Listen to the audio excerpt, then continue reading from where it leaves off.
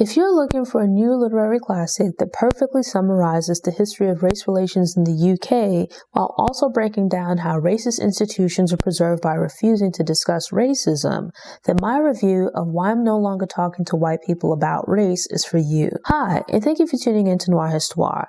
I'm Natasha, and in this episode, I'll be discussing the book Why I'm No Longer Talking to White People About Race. I don't remember where I first learned about Rennie Eddo-Lodge's Why I'm No Longer Talking to White People About Race, but I do know that the title instantly grabbed my attention. It reminded me of when you're a kid and you become upset with someone and you tell them, "I'm not your friend," or "I'm not talking to you," followed by crossing your arms, pouting your lips, and stomping away, only to return within moments to tell them why.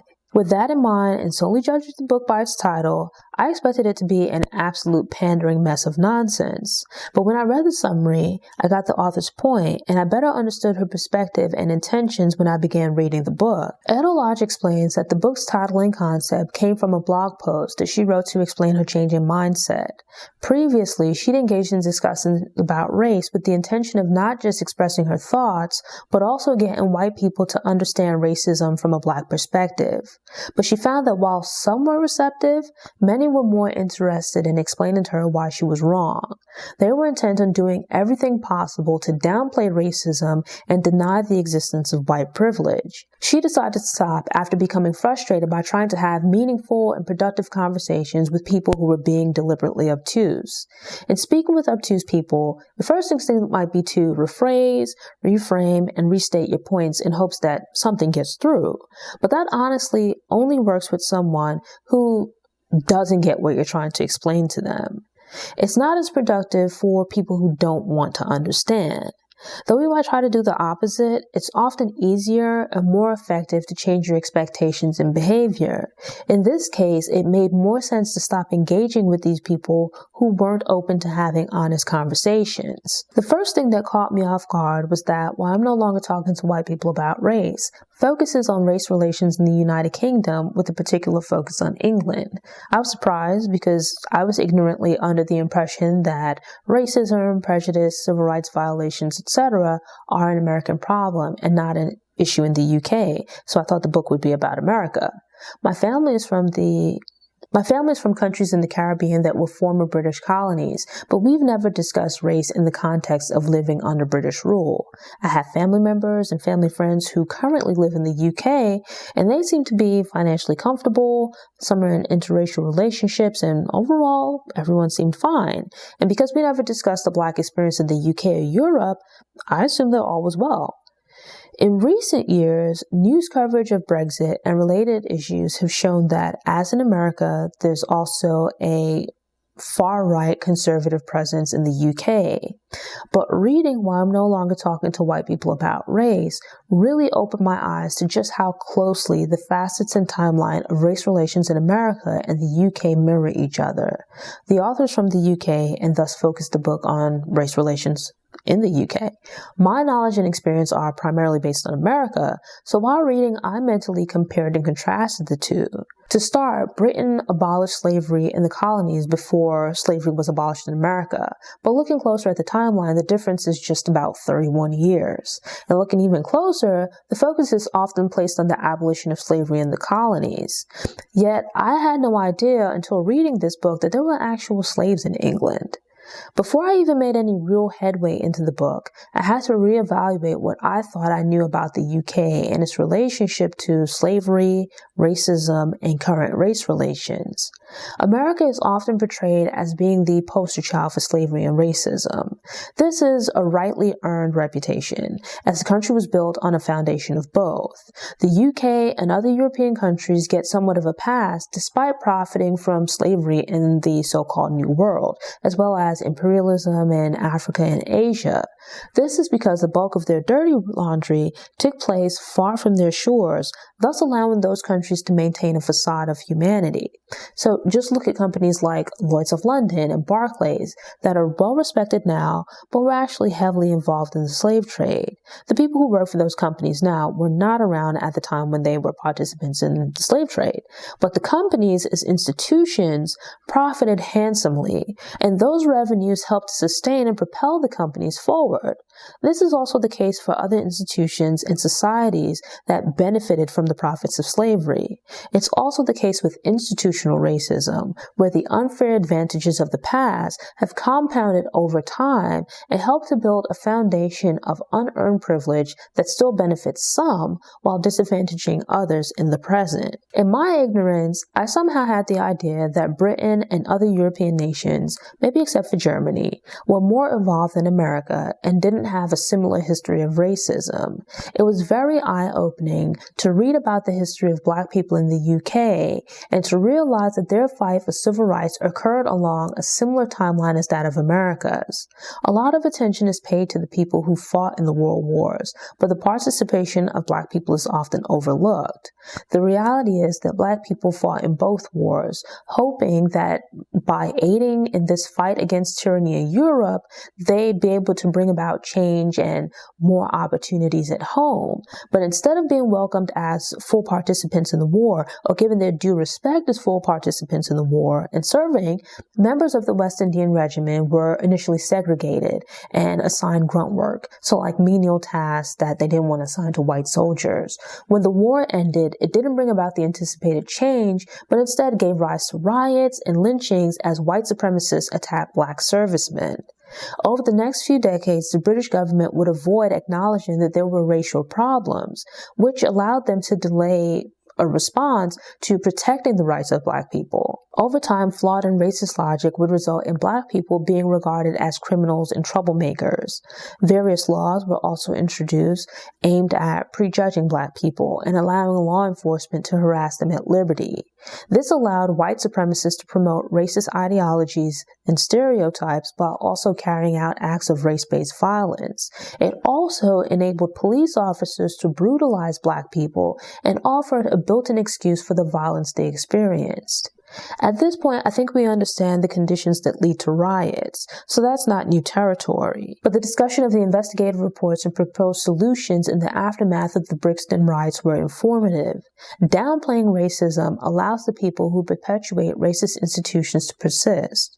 Outcries against police brutality are met with talking points that racist incidents were caused by a few bad apples, so they're like isolated incidents, rather than pointing to larger problems within the police force. The response was to push multiculturalism rather than anti-racism, though it would be proven that prejudiced views were held by multiple members of law enforcement. I finished reading while I'm no longer talking to white people about race, maybe about a week or so before the failed coup d'etat at the U.S. Capitol. But the two situations struck me as being quite similar in that they made clear that some of the very people tasked with policing Black neighborhoods hold racist views. How realistic is it to believe that people who hate or at the very least have negative views of Black people will be unbiased in policing Black communities? So in this case, meaning the people who participated in the coup and were later found to be former members of the military and law enforcement and whatnot. Multiple examples of police brutality and racially motivated attacks are provided, yet there's a refusal to acknowledge the reality that institutional racism allows for over-policing of Black people along with harassment, but no real effort to prosecute crimes committed against Black people. Whether through personal experience or observing how others are treated by the police, police harassment and brutality leads to Black people distrusting the police. Why I'm no longer talking to white people about race drives home the point that there's an often greater concern with not being called a racist than there is an effort to not be racist. The more accurate and effective concern is to be anti-racist. This means moving from thinking about not being racist as a passive activity where you don't participate in prejudice or racist behavior to actively working against racism. While racism might manifest in some white people, certainly not all, it is embedded in the very structure of many of the world's societies. Thus, to better address and completely eradicate racism, it's not enough to only focus on extremists or even just individuals. Instead, it is necessary to identify and eliminate all forms of racism, no matter how subtle or deeply embedded. The breakdown of the various obstacles in the path of a Black child coming of age in England was on point. It helped to illustrate the reality that because of the way opportunities and expectations are set up, it's incredibly difficult for a Black child to succeed. The reality is that a Black child must indeed be twice as good to get to just the baseline. When we discuss disparities between racial and ethnic groups, often the response is to work harder and pull yourself up by the bootstraps. But this ignores the reality that structural racism results in beginning life from a different starting position. It's like if you imagine having two runners in a race, where one begins at the starting line while the other sets off from the halfway mark, and attributing the starting line runner losing to them not training or running hard enough.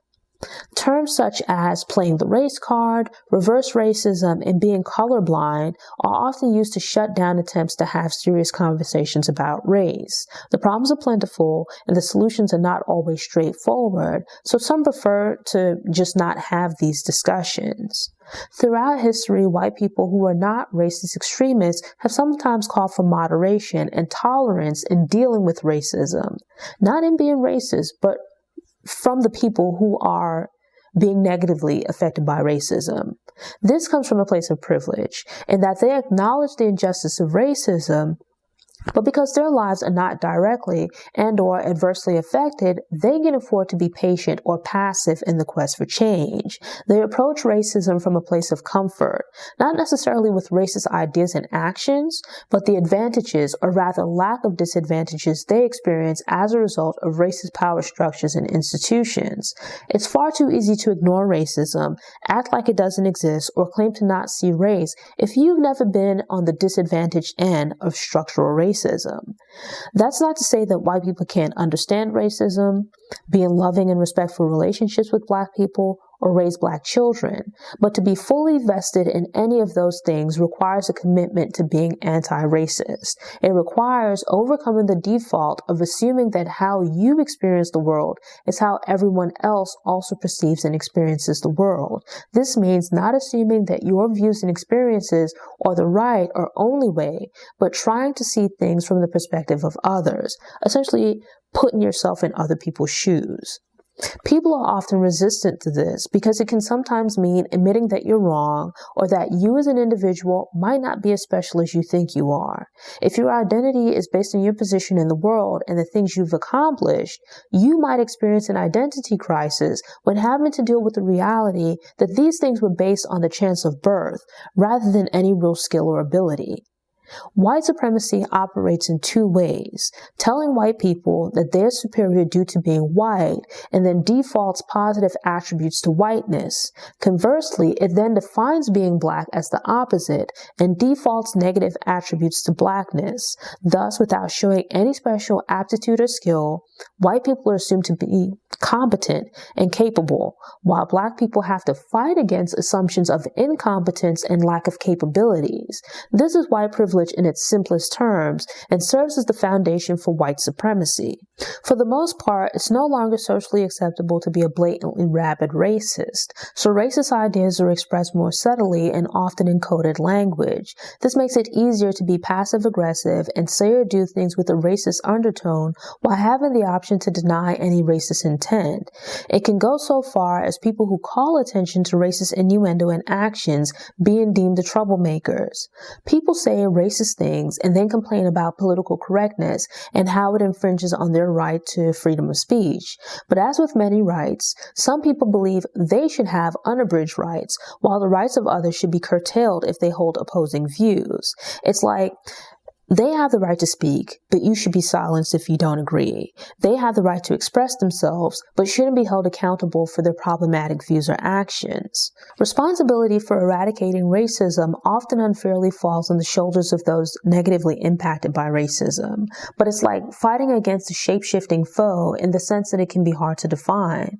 The focus shifts from how Black people are negatively impacted to them needing to be forgiving and sympathetic to racists, as well as how they need to change or conform to protect themselves from future racist attacks.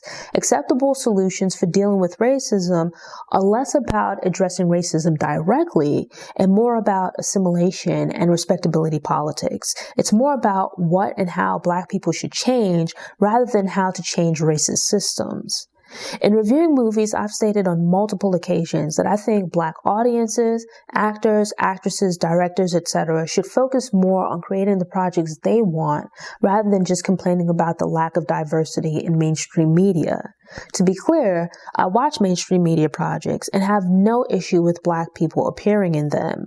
I just think it's better to have Black people also explore the independent route, as it offers more opportunities for talent and options for creative variety. There have been stories about people of color adapted from movies and television shows that star white actors and actresses, or shift the focus of the story to ancillary white characters. Think of, I think it's The Last Emperor or something like, or The Last Samurai, and like movies that take place in ancient Egypt. People comment on it, but Hollywood continues to make such projects every so often. Yet there's often an uproar when stories that traditionally feature a white character are reimagined with Black actors or actresses. Generally speaking, I don't like remakes, regardless of who stars in them, because they tend to be terrible. But they don't offend or upset me. I just think they're lazy. I thoroughly enjoyed the Harry Potter books, but came to them rather late, as I didn't start reading the books, I think, until after I graduated from college, maybe like a few years after that. But as a mild Harry Potter fan, I thoroughly enjoyed Eddo-Lodge's breakdown of viewing my favorite character, Hermione, as a Black female rather than the assumed default of a white female. It's a bit of a tangent, but completely blew my mind, and I was here for all of it. The book's chapter on race as it intersects with gender drives home the point that to achieve true equality, the war against inequality must be fought on multiple fronts. Society and institutions as we know them must be completely overhauled. Quite often, the fight for equality with regards to race or gender is framed in terms of achieving parity with white men. But if white men are deemed as being privileged, achieving parity with white men is not achieving equality, but rather trading one oppressor for another or becoming the oppressor yourself. The simplified aspects of the racial and gender equality movements have become more acceptable over time because they compromise by assimilating into the unjust system rather than demanding the system change.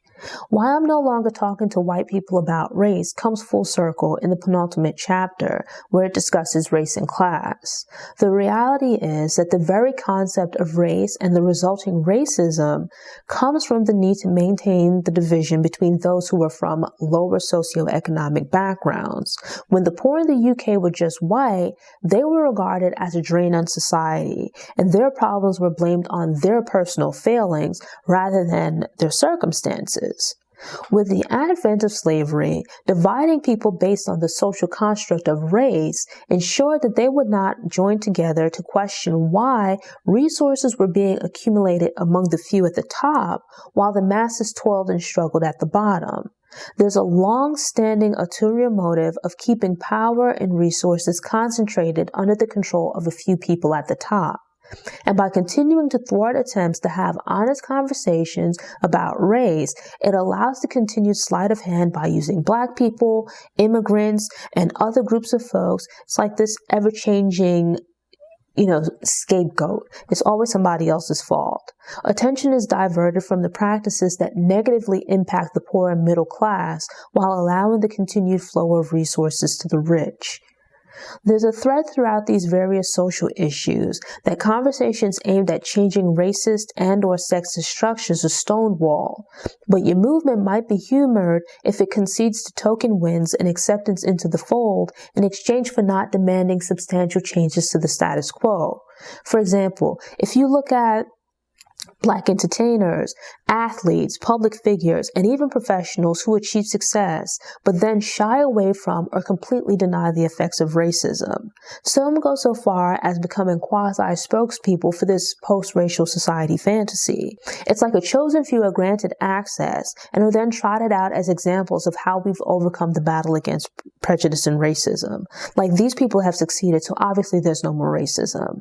I haven't followed rap in over a decade, but this entire book is like the hottest verse ever. It's like you're nodding along, everything is connecting, and there are just these incredible punchlines where you have to stop and run it back, or in this case, reread the sentences.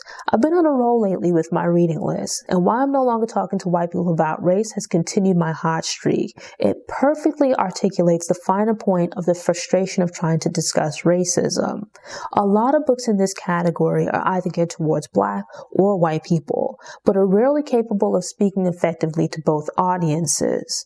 What I like about this book is that I connected with the content as a Black person because it perfectly reiterated aspects of the feelings of the Black experience as it relates to racism. But I think it could also be relevant to white people who are interested in learning about not just the history of racism in the UK, but more importantly, how Black people feel and experience racism, which are two interrelated but different things. I don't take the phrase lightly, but I would deem Why I'm No Longer Talking to White People About Race by Eddo-Lodge to be a modern classic.